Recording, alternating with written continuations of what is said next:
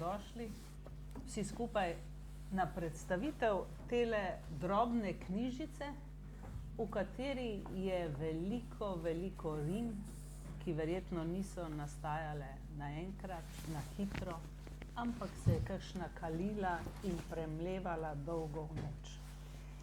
Gre za pesniško zbirko znanega avtorja, nekdaj profesorja umetniške besede, moža, očeta, domoljuba, zdaj že 17 let upokojenca in počasi se bliža in čisto tiho vstopa tudi njegova 80-letnica. Gre za izdatno obloženega nagrajenca, od Prešernove študentske nagrade do nagrade Prešernovega sklada za poezijo, Borštnikove nagrade, Severjeve nagrade in nenazadnje, kot je napisal eden od uvodničarjev, gre za pesnika, igralca in tesarja, ki ima svoj prestol na severovzhodu Slovenije.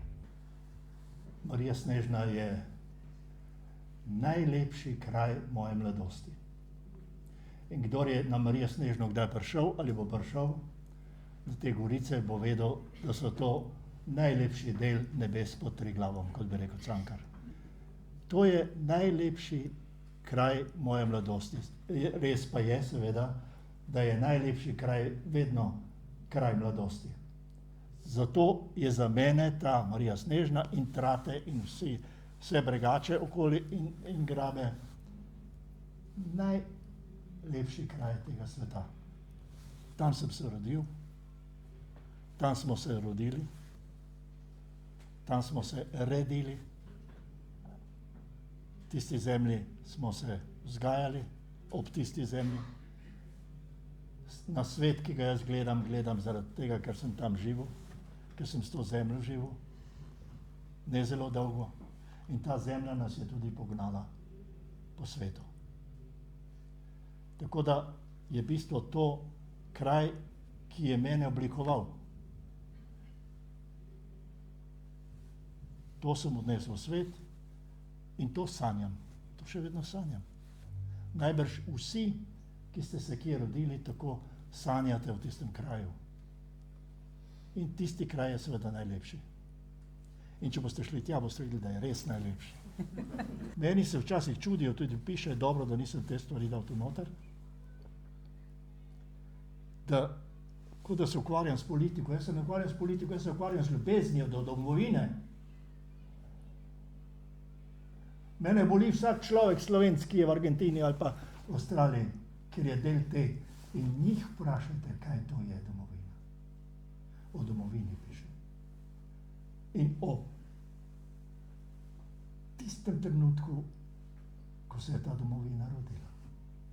In sem neskončno hvaležen tisti, ki so sanjali, jaz sem sanjal, neskončno hvaležen še pa tistim, ki so udejanjali.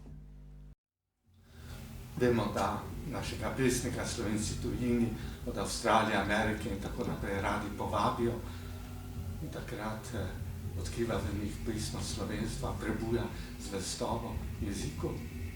Ampak takrat je prišel klic iz veleposlaništva, kulturne atašejke, idi uredi, da bo to nekom prebral pred francoskimi pesniki.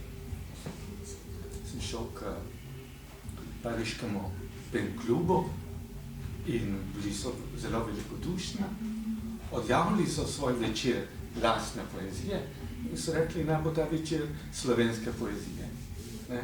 In 4 gospe so lepo prevedle njegovo poezijo, koliko so znale v francoščino, šle za pomenskost, ampak tisto pravo so bile njegove recitacije. No in to, kar je zanimivo, je, da so rekli, ko on govori, je to pesem, je to melodija, smo odkrili zvočno slepoto slovenskega jezika.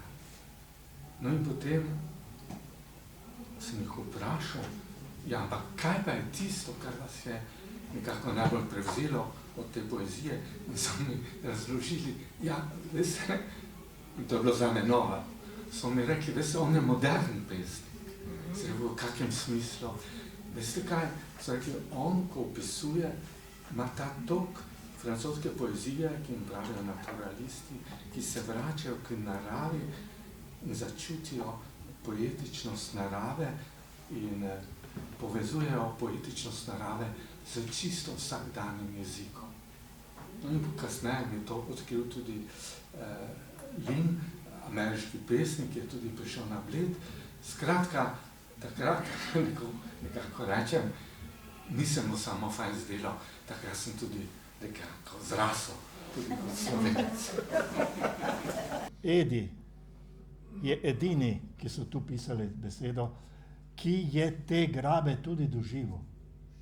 On je tja k sosedom hodil s svojim bratom, dvojčkom, Viljem, na počitnice, jaz takrat tega nisem vedel. Ne? Ampak on je te grabe kot otrok prehodil, ker je tja na počitnice prihajal in zato on zna tako govoriti o teh grabah. In zna se iz Pariza spustiti v moje bregače in globače. Zdaj, ker vsi beremo pesmi, ne glede na to, kako jih beremo, a ne?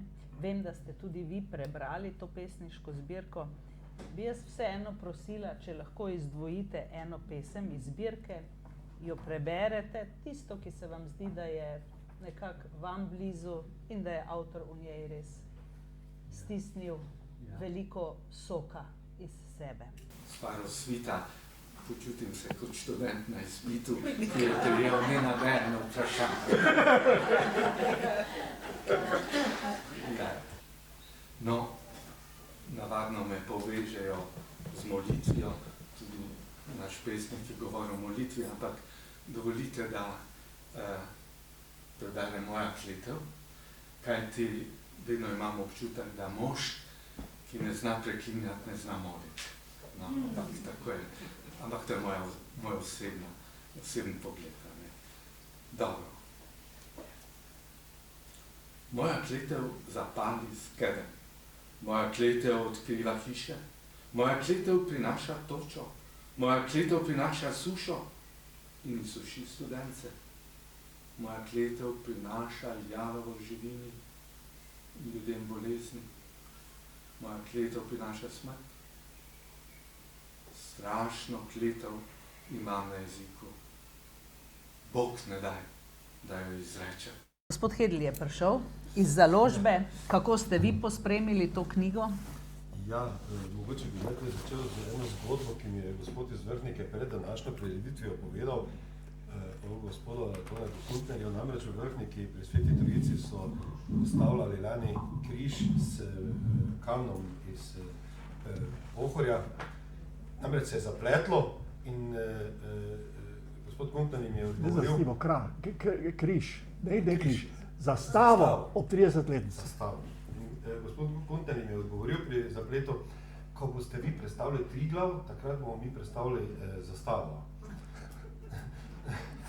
Tako da, ja, potem pa gospod Želdela je tudi pri vhodu mi povedal, da sem idealist, da pri založbi izdajamo 50 knjig na leto, tako da sta se pri tej knjigi dva podobna karakterja sestala in tako smo realizirali knjigo v trdi, mehki vezavi v zbirki življenjskih knjig velikanov slovenske besede.